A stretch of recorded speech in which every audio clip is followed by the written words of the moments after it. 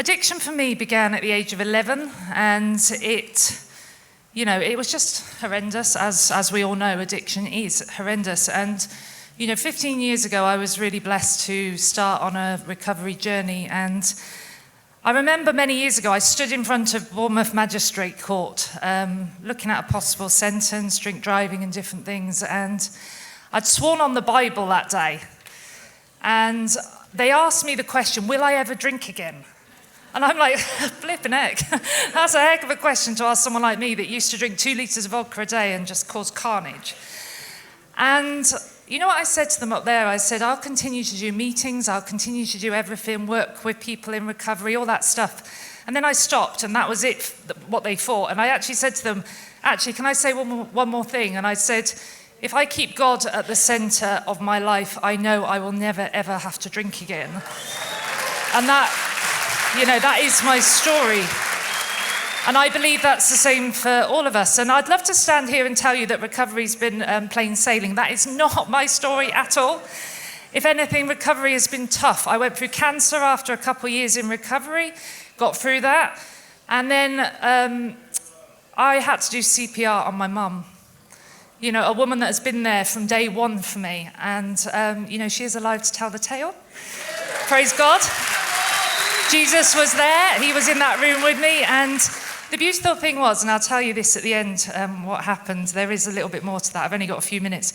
However, when I went to rehab many years ago, I was one of the few people that said, I am never, ever, ever working in addiction. No way, I've lived a life of it, I do not want to do it.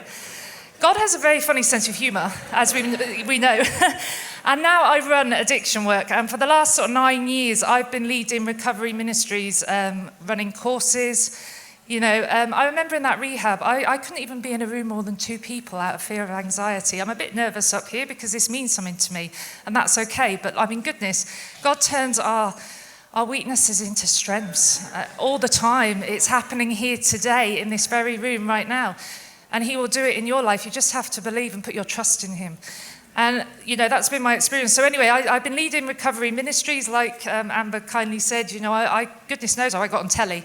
I've done TV series for TBN on the recovery course, and I've hosted and produced them. I've done loads of different media stuff. I even did a little film for the Duchess of Cambridge, who's now Her Royal Highness Princess of Wales, which is nuts.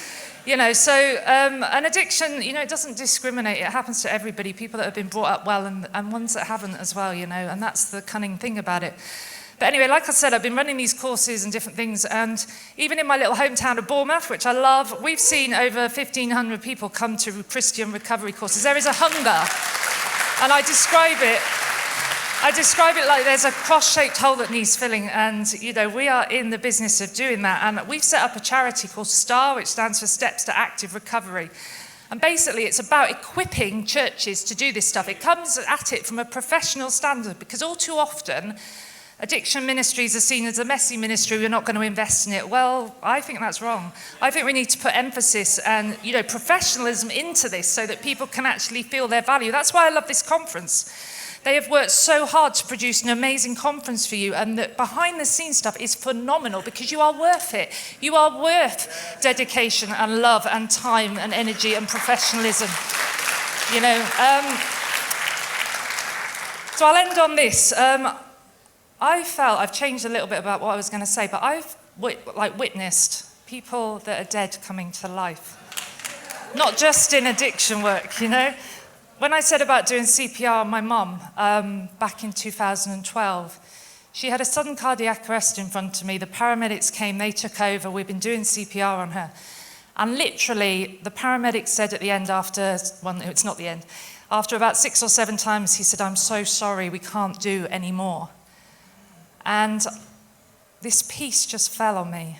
And I looked at this paramedic in the eye and I said, please, can you try one more time? And he did it more to just appease me rather than, he did. And I saw my mum come to life in front of me. And I saw Jesus in the room that day, because I put my trust in him and knew that he is the making of bringing dead things back to life. He can do that for anyone. It doesn't have to be as elaborate as that, but we all become dead and stagnant at some point in our lives, and God comes in and he can just restore and heal.